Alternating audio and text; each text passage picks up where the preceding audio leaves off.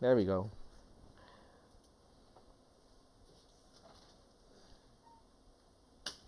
I adjusted the screen resolution and everything, hooked up the mic, and then I forgot to turn it on.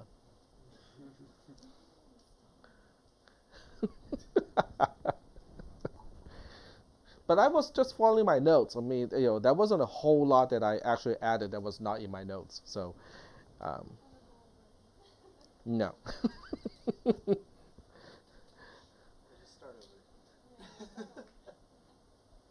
Well, I can replay the lecture from last semester. I could have taught every single class this way. I just walk in here, find out exactly what date, I taught that material in the previous semester, click the play button, and just kind of lean back. I would need to request a more comfortable chair in that case, with a massager on it, That would be too easy. I don't like things that are too easy. Okay, so we are going to go to accessories, journal, and it opens it, a place where I can't find. Where is it putting it?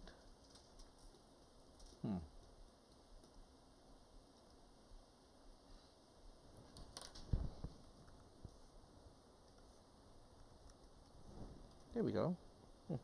Maybe I just didn't click it. All right.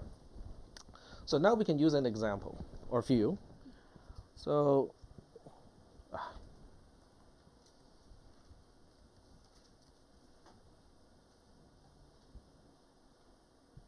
nope, it's picking up my finger and not my stylus. Okay, why is that?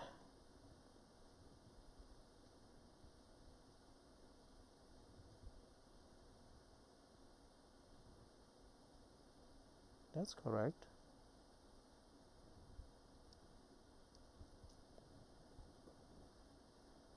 And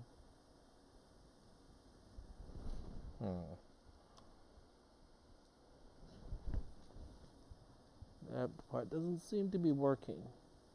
My pen is not working.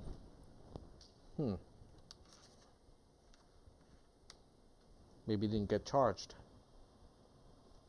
Well, if that is not working, I have to use a regular text editor for that purpose.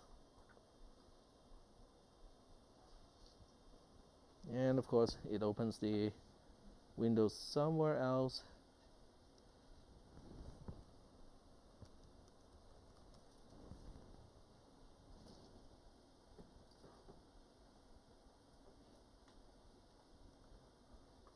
Still doesn't like that. Okay. Ooh, maybe that would work. But I need to resize this to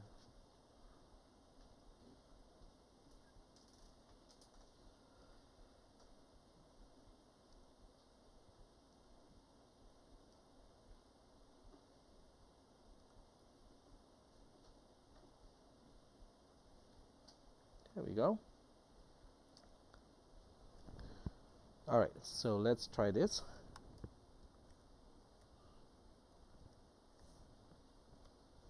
So okay, let's define f first. So f of x is 2x, okay?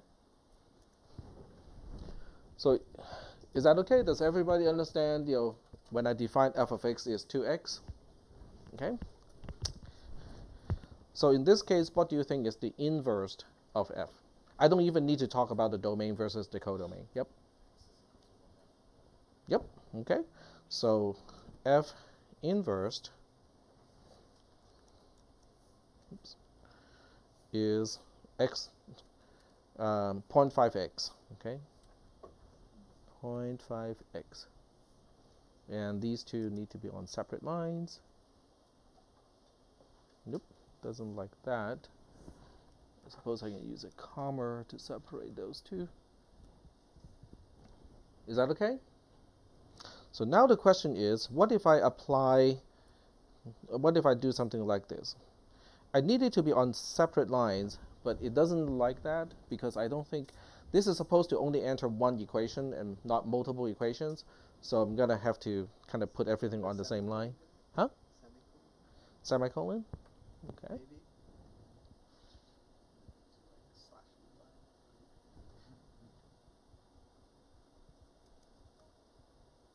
Nope, semicolon is just itself. So usually they use a double backslash to open a new line. Hmm? Is that like actual slash and then the word line break or something? No, I don't think so. Because it's accepting LaTeX, but it has to be in an environment where multiple lines is expected, which I don't think it is. So I'm just going to use comma to keep separating the statements. Okay, so what I want to do is to express this. What if I apply something f inverse to f of x? Like that. What is that going to be? Just x. Well, it should be, I should get x back, okay, by the very definition that f inverse is the inverse function of f. But I don't want to like jump all the way there. So what I will do is I can expand either f inverse or f first. Which one do you guys want me to do? It doesn't matter in which order. You want to expand f of x first? Okay, we can do that. So to expand that, we basically end up with, so the f inverse is still there. Okay, so we still have that on the outside. But what is inside is now 2x. Does that make sense? Because all I did was to take f of x, and based on the definition of f of x, it is 2x. Is that okay? So now, if I expand it one more time, oops, not here. So if I expand it one more time, then we end up with 2.5 times 2x. Does that work? Because the 2x is coming from the expansion of f of x, the 0.5 times comes from the expansion of f inverse. Is that okay? So what do I get all the way back, when everything is done? 0.5 times 2 is 1, so I get 1x, which means, I can just say it is x. So this is an example of a bijective function and its inverse. So f inverse, f superscript -1, is called the inverse of a function. If you give me a value in the codomain, I can point you back to what value in the domain ends up here.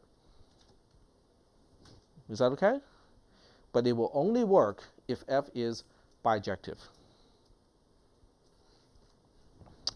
So is that okay or not? All right.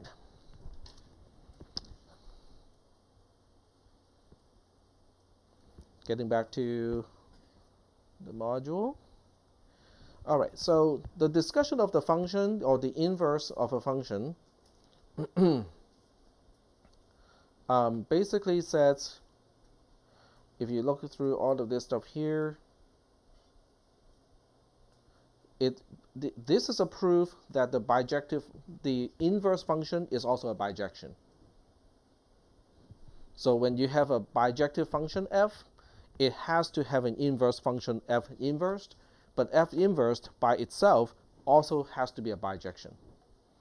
So that's basically what these steps are showing you.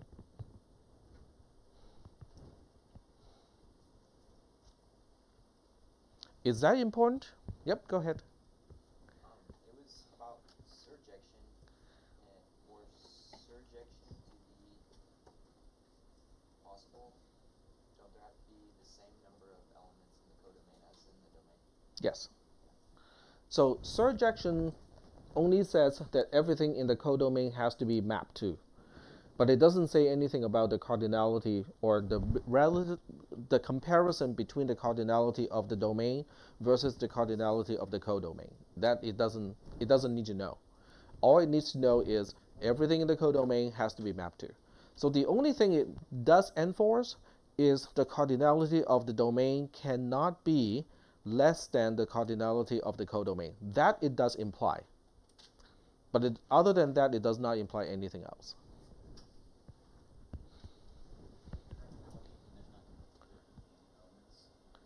Right, the cardinality means the number of elements of a set. So they're not going to be able to have any elements that don't map to the domain. Right, because in order for a function to be surjective, everything in the codomain has to be mapped to. It can be mapped to more than once, but it has to be mapped to at least once. So that means the cardinality of the domain has to be greater than or equal to the cardinality of the codomain.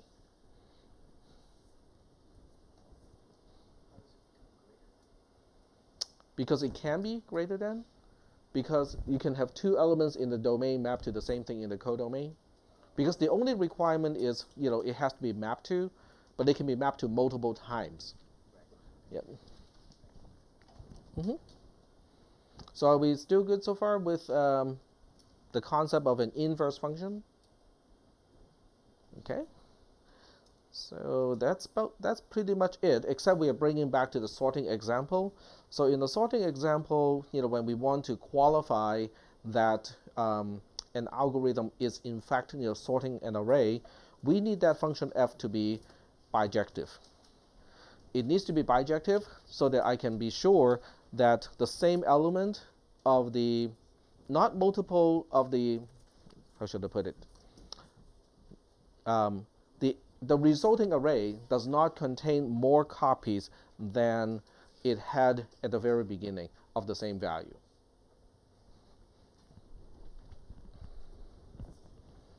All right, so are there any additional questions about these topics? Injection, just repeat it again. So injection means, for each element, every element in the domain has to map to a unique element in the codomain. And it does imply something about the cardinality, because in this case, for injection, the cardinality of the codomain has to be at least as big as the cardinality of the domain. Does that make sense to you? Because everything in the domain has to map to a unique item in the codomain, so the codomain has to have at least as many elements as the domain, right?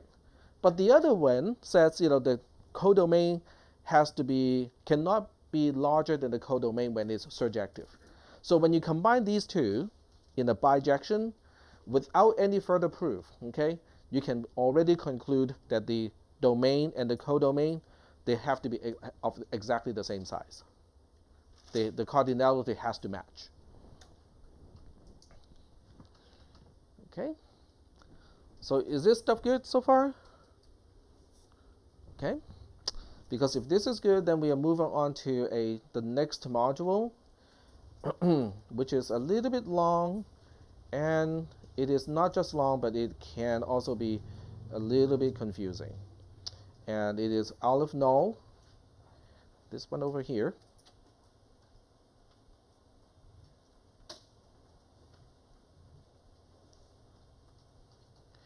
And the idea of Aleph null is we focus on the set of natural numbers.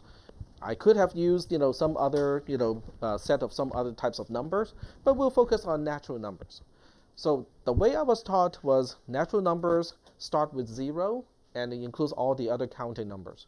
So it's 0, 1, 2, 3, 4, and so on, okay? And that's how I was taught. Was anyone taught differently that the natural numbers include only from 1 and up and not excluding 0? Nobody? Okay, so we can use that convention that it includes 0, okay? Sorry? Whole number would be excluding 0 when I was taught. And natural number includes 0, and then counting numbers would exclude 0 as well. But it doesn't really matter, okay? Whether you include 0 or not, you're just shifting everything by 1, okay? So it's not a big deal, okay?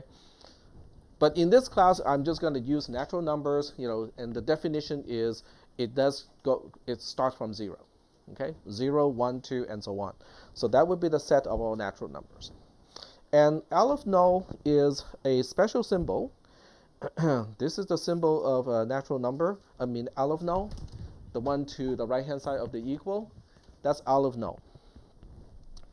And this is how it's defined. We take the cardinality of the set of all natural numbers, and we use that to define L of no. It's as simple as that. And then someone is going to say, but that's infinity. That's just not very smart, right? I mean, why would we associate a different symbol, L of no, to something that we already know is infinity? Well, because with this, we can actually try to compare the cardinality of different sets and see if they are the same. But they all have, okay, I'll give you an example. Let's think about the set of all integers, okay? Positive, negative, and 0, okay? So negative 5 is an element of the set of all integers. 5 is in the set of all integers. 0 as well is in the set of all integers, right? So now let me ask you this question. Is the cardinality of integers the same as the cardinality of natural numbers? They go like, whoa, what are we talking about here, right? Because one has an infinite number of elements. Integers go in both directions of the number line, right? Natural numbers start at 0 on one side of the number line, and then goes to infinity on the other side of the number line. They're both infinite. How can we compare these two sets when they both contain an infinite number of integers? Well, this is where function comes in handy. Okay, so the way I introduce the concepts, reflects the dependency of these concepts. To understand, whether a set has the same cardinality as L of no, we have to understand the concept of a function. So the way it works is this. The question that you need to ask is, can I introduce a function? Can I introduce a function f where the domain is the set of all integers and the codomain is the set of all natural numbers, such that f is bijective? If I can find such a f, then I can say the cardinality of z, which is the set of all integers, is the same as the cardinality of n, which is the set of all natural numbers. That is how we establish equivalence of cardinality. Is that okay? Do you guys see how this is relying on the concept of bijection? Because if this f is bijective, then we can establish the equivalence of the cardinality. If this f is not bijective, then we cannot establish that equivalence. Yep? So this counts for infinite sets, right? But what about finite sets? Does the same thing apply, or do you just With a finite set, they don't need this requirement because you have a finite number of elements. But okay, are you talking about the cardinality equivalence? Yeah, does it still hold for finite sets? L of no itself does not apply to The bijection. Yeah, right. Yeah, the bijection thing still applies. Okay. But it's not as useful for two sets that have non-infinite or finite cardinality. But for sets that have infinite cardinality, then it's fun to talk about. Okay, so I claim that I can find such a function. Okay, the way I find this function is this. I can define the function like this, right here. I claim that this is a bijective function that maps all integers to natural numbers in a bijective way. Okay, so of course the first thing, especially for those of you who did not learn how to use the ternary operator in C and C++, the first question is, what does it mean here? What is that colon and the question mark saying here? Is that a typesetting error? No, it is not. Okay. So does anyone want me to talk about the ternary operator, just as a quick refresh? Okay. All right. So the ternary operator involves the question mark and the colon. This is actual C syntax. The component before the question mark is a condition. The component between the question mark and the colon is the then value. And then the component after the colon is called the else value. So the overall value of this entire expression depends on, first of all, the condition. If the condition is true, then the second component becomes the value of the entire expression. If the condition is false, then the third component becomes the value of the entire expression. Is that okay? It's basically if, then, else, except it's not a statement, and it gets you the value right away. Are we doing okay so far? Okay, I can give you one more alternative kind of approximation of what this means. And unfortunately, my mouse pad is not working for some reason. I don't know why. But I can use, it's an overkill, but it will work. But everything opens up in a strange way because it thinks my screen is a lot bigger than it is. So I have to resize everything back. No, it won't resize because I have to unmaximize first. Let's get rid of this.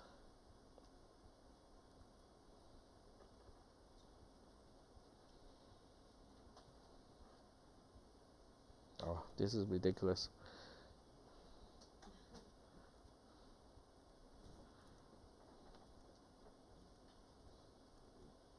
Okay. I will do this instead. I'm much faster with VI anyway, so. And of course it has to go a little bit too big than I need it to be. There we go. And what was the concept? Oh, okay, right, okay. Okay, so the ternary operator is kind of like this. Okay, so if I say, I'll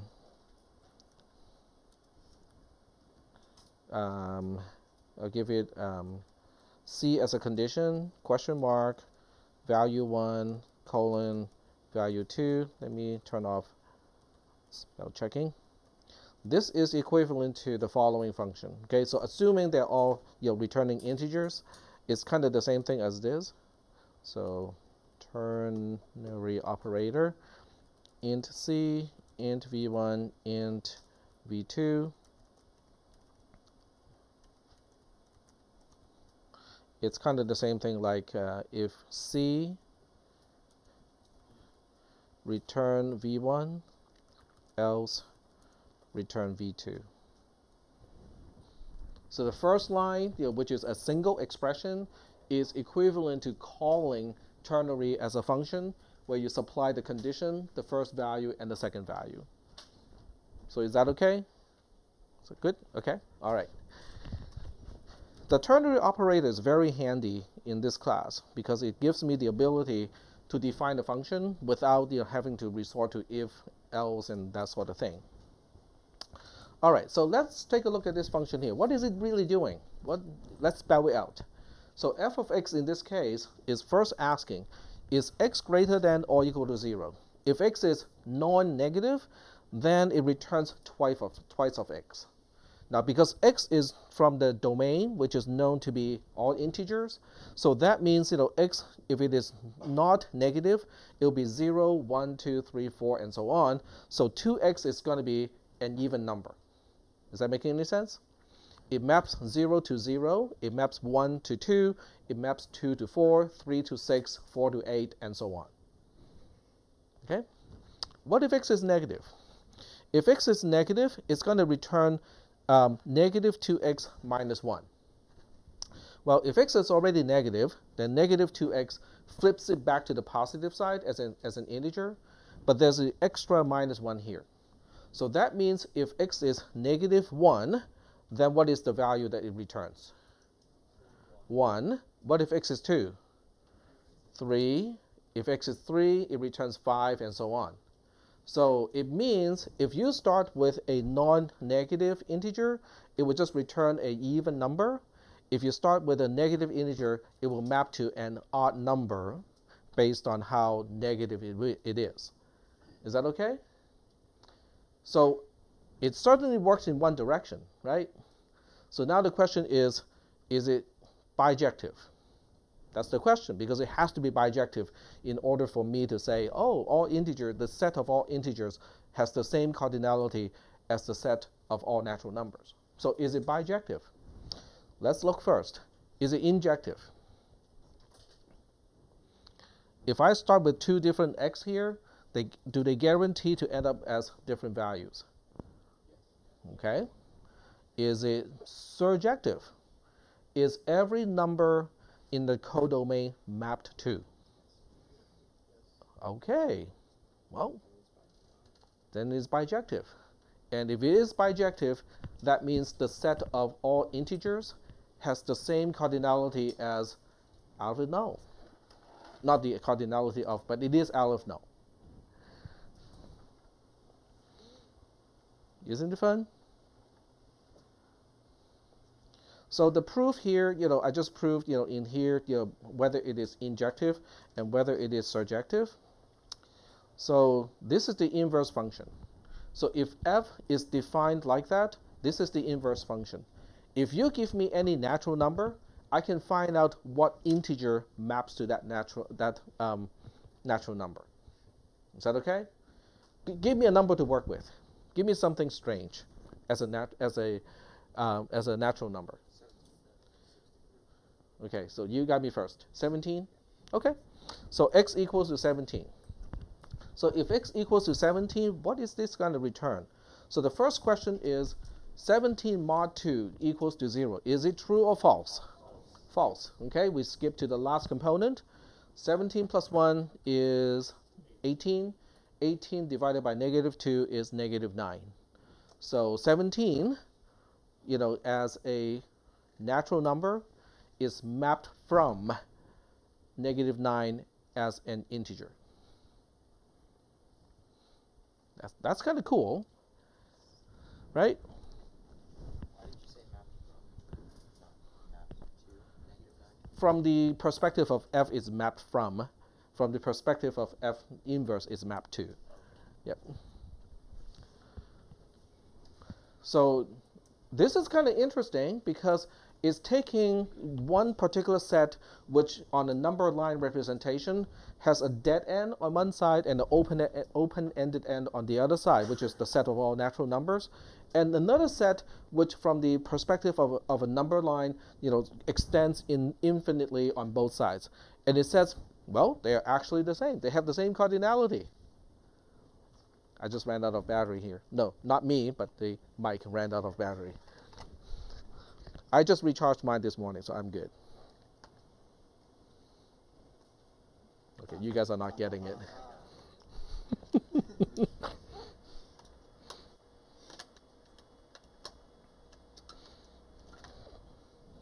This is how your mind is filling in the gaps. So when I said,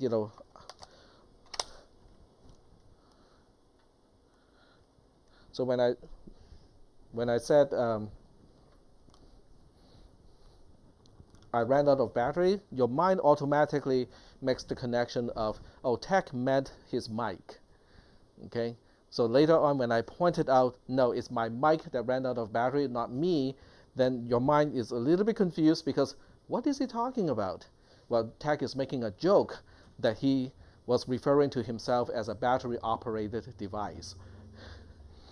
Well, on the other hand, I could be Darth Vader, and the life support suit, didn't charge last night.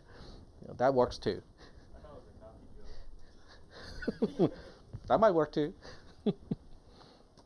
Okay, so this is kind of profound in a way because you take something that extends on both sides, and now it says, oh, it really is the same thing as that thing that only extends on one side, right? Well, then you guys will like this. Okay, this is just a definition of what is infinitely countable. Anything that has the same, that has a cardinality of Aleph null is called infinitely countable, which is a kind of funny term, right? Because if it's infinite, can it still be countable? The answer is yes. Certain sets are like that. Okay, the set of all integers, the set of all natural numbers, they are all called infinitely countable. But don't you think this implies that there are things that are infinitely uncountable? Well, I mean, otherwise, why would we use the qualification of countable, right? So as it turns out, the set of all real numbers is infinitely uncountable. And it's bigger than Aleph No. Yep. Kind of cool. So now we're going to start with something else, okay? So this time we'll start with two-dimensional coordinates. So in your mind, okay, since I can't use my my tablet, you can. This is a simple picture, okay? You can draw it, you can just not draw it. It's up to you, okay? So if you think about the two-dimensional space, okay, we start with 0, 0 over here. This is 1, 2, 3, on the x-axis. This is 1, 2, 3 on the y-axis. This is a two-dimensional space. What if I tell you that if I consider all the coordinates of this two-dimensional space, that set has the same cardinality as the set of natural numbers? This is a two-dimensional space, and yet it has the same cardinality as a one-dimensional space. Would you buy that? Yep. Are you only including natural numbers? Yes, the coordinates can only be natural numbers. Okay. So you got 0, 0 here. This would be 1, 0, 2, 0, 3, 0. And this would be 0, 1, 0, 2, 0, 3, and so on. Okay? But still, I mean, it's still kind of strange, right? So let me give you the coordinates, okay? So this is 0, 0.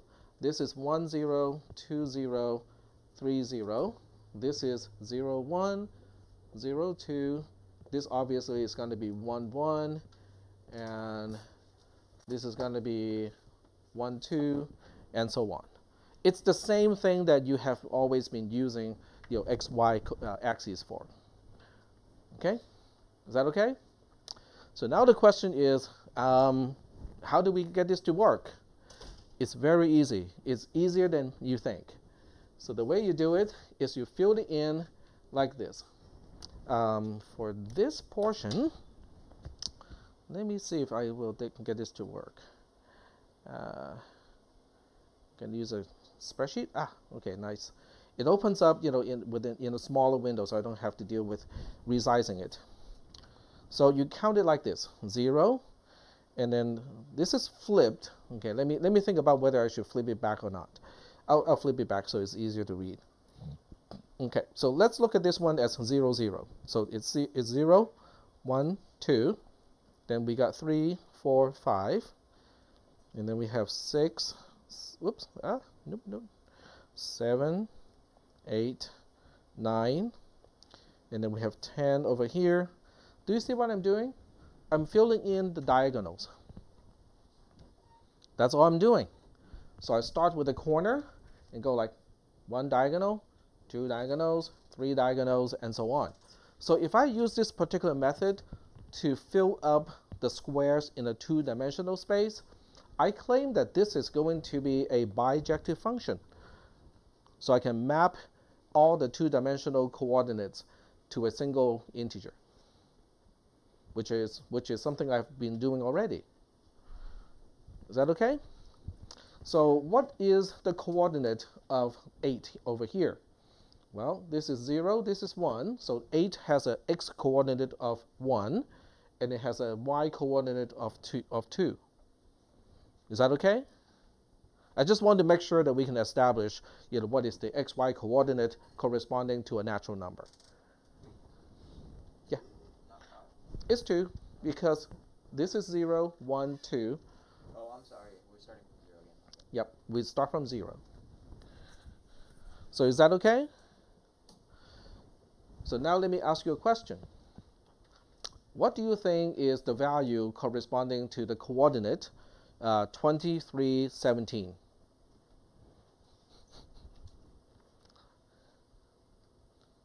I don't see anyone, getting a pile of paper up and try to fill up all the way up to that cell, because that certainly is one way to do it. It will take a while, but you can get it done. So what is missing? A closed form equation, right? Okay? So we would like to get a closed form equation so that you can give me a coordinate and I can tell you what natural number is mapped to that coordinate like right away without having to count those stupid squares. Right? Okay, so how do we do that? So the way we do it is we want to start to notice patterns. So this is just working out the first few items. So 0, 0 as the origin or as the corner has a value of 0, and then 1, 0, and then 0, 1 is the first diagonal, and then we have these 3 being the second diagonal, and these 4 being the next diagonal. So what we want to know is, well, what is the first step to notice any type of regularity?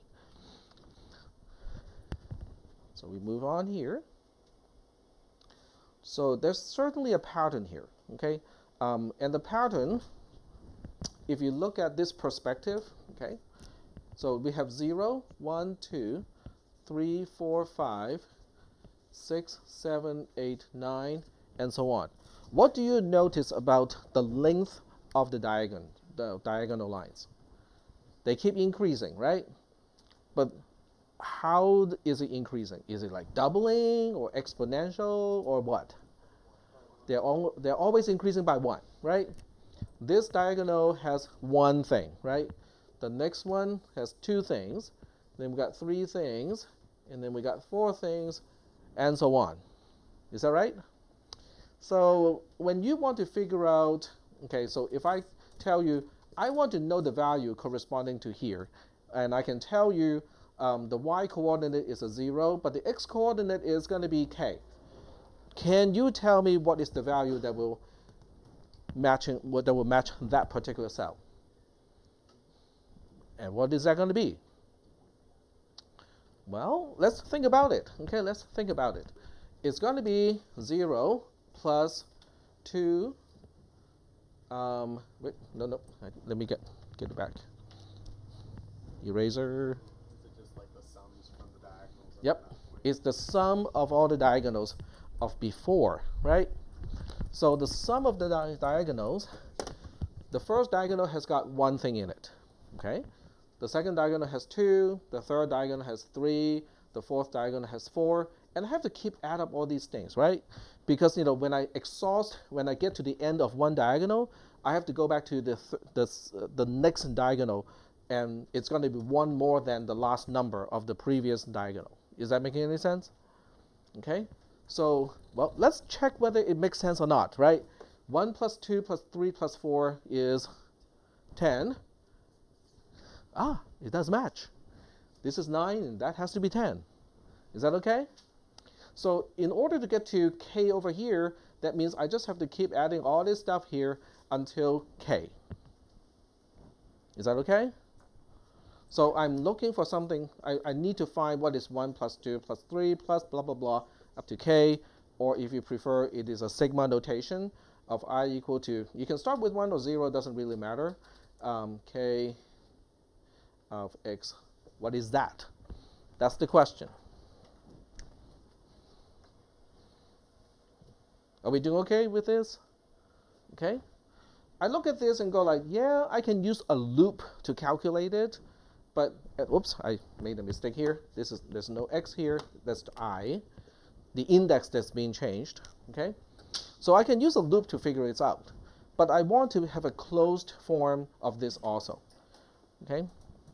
So when you read on, okay, so I get to this point here, and then we get to this, and then it breaks out to this kind of awful thing here. Because some of you, who has taken the class and know exactly what the answer is to this thing here? K times k plus, yep, k times k plus 1. So this is k times k plus 1, the whole thing divided by 2. So you can just say that, yep, I have read somewhere that is the case, and just, I'm happy with that, okay? And I test a few things, and it does seem to work, okay? But then you're missing the journey. It's kind of like, I want to go to Los Angeles, and you just go like, I'm going to book a flight, and whoof, off I go. And I go like, well, then you're missing a lot of scenery. Let's go on Highway 1 and enjoy the scenery.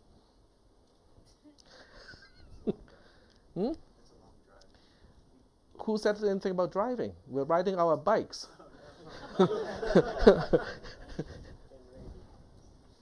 So that's our little byte trip here. So the byte trip first, basically establish, the G, the function is called G, okay? So G maps a two-dimensional coordinate to a natural number. That's what G is going to do. So first of all, G of x0, which means I don't really care about anything other than on the axis line itself, on the x-axis line itself, because we just want to focus on that first, okay? So that really is just 0 plus 1 plus 2 all the way up to x, okay? And we change it to a sigma notation. It looks like this. Then you go like, that is kind of tricky. Well, we notice one thing is the last item plus the first item has the same value as the second last item, which is x minus 1 plus the second item, and so on. Is that okay? So that's an easy pattern. Most people can find that pattern. Go like, yeah, I can find that. Okay, first item, last item, pair up. Second item, second last item, pair up, and so on. But then we have a problem, because now it depends on whether there's an even number of these things or an odd number of these things, right? Because if there's an odd number in this entire series, then we have a little bit of a problem, because somebody has no one to pair up with. Is that okay? So that's why it's separated into two cases. Okay, let me zoom out a little bit so we can actually see the equations. So we look at this part here. So I break it up into two cases. X mod 2 does not equal to 0 means it is odd, or it has, let's see here. It means x is odd, which also means there's an even number of items. When x mod 2 does equal to 0, then the number of items is odd, because x starts from, because the sigma notation starts from 0. Is that okay? So the key idea is that there are two cases, odd versus even. So in the case where it is odd, you can see that there's an extra item sitting out there. In the other case, there's no extra item sitting out there. Is that okay? But then you ask, but how do we know that this thing here is really the same thing as this thing over here with the addition between the sigmas? Well, look at the indexes of the sigmas. The original one goes from I goes from 0 to x, okay? When I break it up, this one goes from I equal to 0 to x minus 1, the whole thing divided by 2. Then the second one starts from the next index up all the way to x. Are you convinced that this summation is really the same thing as that? Okay? What if it is a odd number of items? If it's the same, if it's an odd number of items, then this takes care of the first part. This is the one in the middle, and then this takes care of the rest. So we still have the original sigma. It's just broken up into pieces. Is that okay? So from here to here, what am I doing? Hey, we are losing some sigmas. How did I combine two sigmas into one?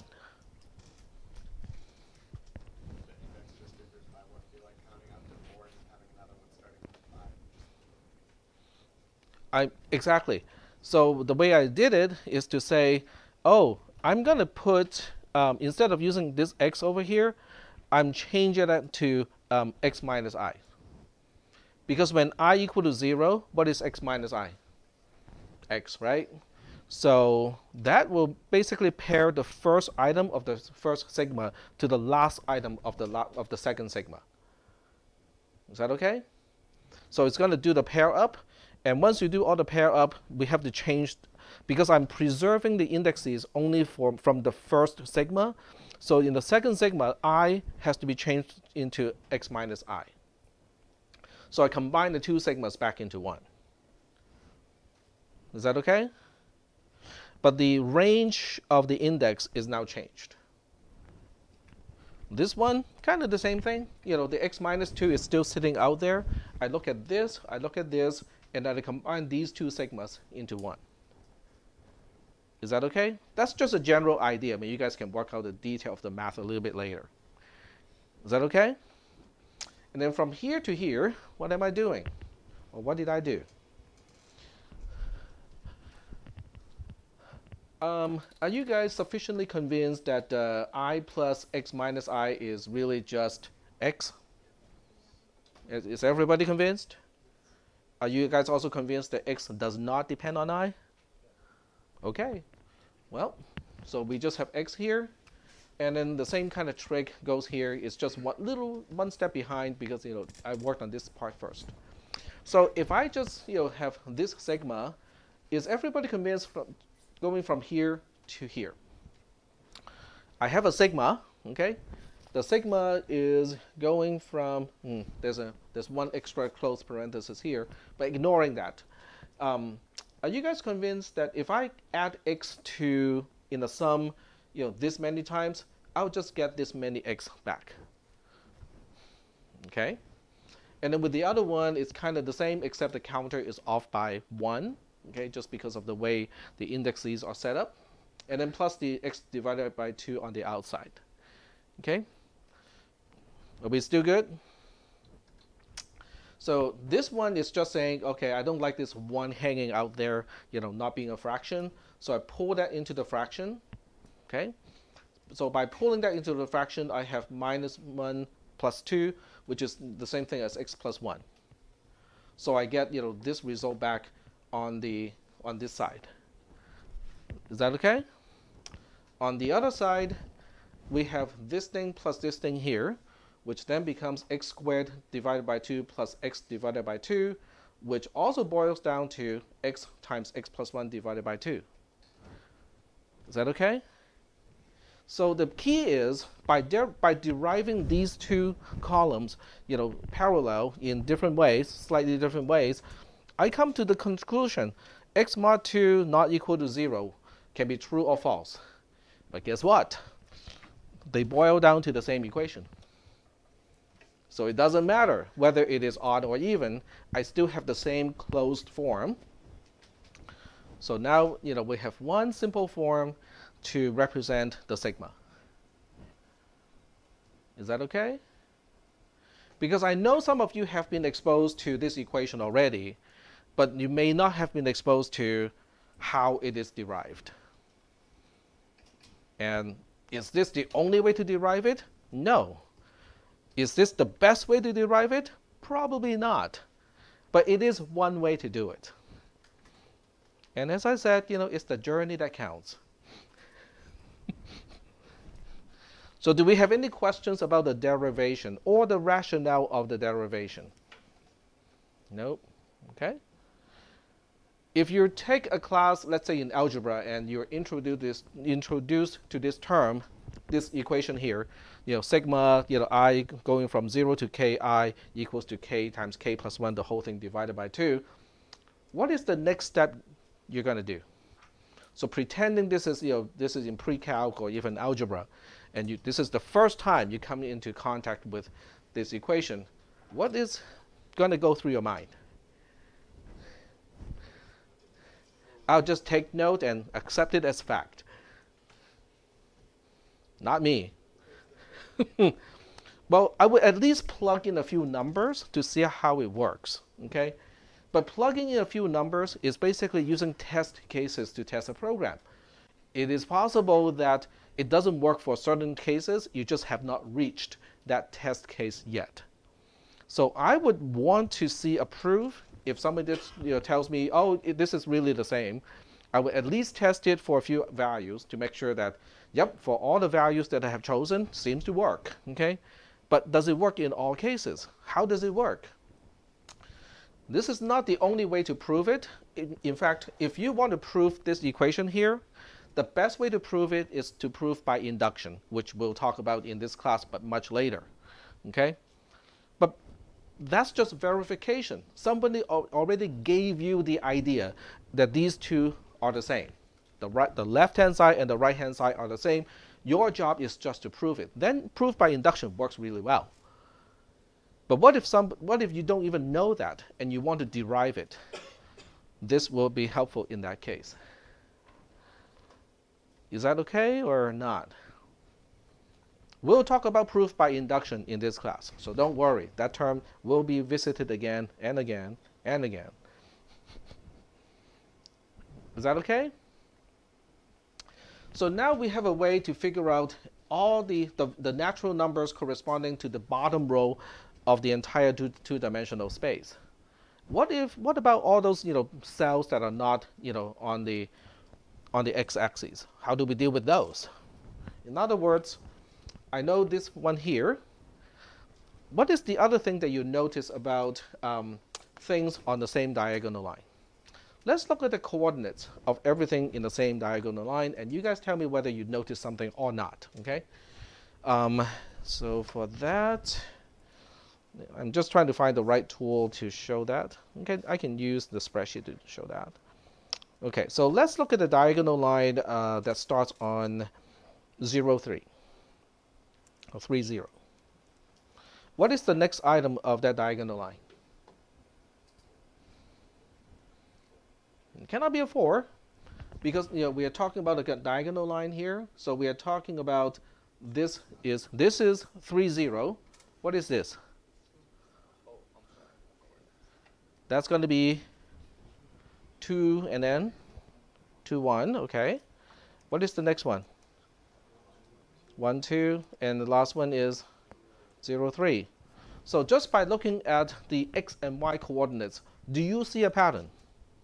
One goes up, the other one goes down, and they're only stepping by 1, which means the sum is the same. The sum is exactly the same. Okay, and what do you notice about the corresponding natural numbers? 6, 7, 8, 9, they're consecutive numbers, right? So which coordinate do you think helps to determine what is the difference between the natural number corresponding to one of these cells as opposed to the one on the x-axis? The y coordinate. Okay, so let me make it more obvious here. So the value corresponding to 3, 0 is 6. 6, 7, 8, 9. Okay, now we already have a way to calculate the natural number corresponding to everything on the x-axis by using x times x plus 1, the whole thing divided by 2. We can figure out the natural number for everything on the x-axis already. Now we just need to figure out everything else on the diagonal line. This is going to be helpful, don't you think? Because you just have to add the y coordinate of a cell to the natural number corresponding to the base of that same diagonal line. Okay, give you an example. Let's think about, okay, what time is it? We got 1 minute, we can do this. So we'll take a look at 1723, okay, as a coordinate. Where do you think is that base? Base is at 17 plus 23 is 40. 40 is the base. So what is the natural number at that base corresponding to this? You plug that in, right? 40 times 41, the whole thing divided by 2, which is 20 times 41, and without a calculator, 20 times 41 is 820, right? Okay, I'm too lazy and too prone to this kind of error, so I'm going to say this: 20 times 41, the whole thing divided by 2.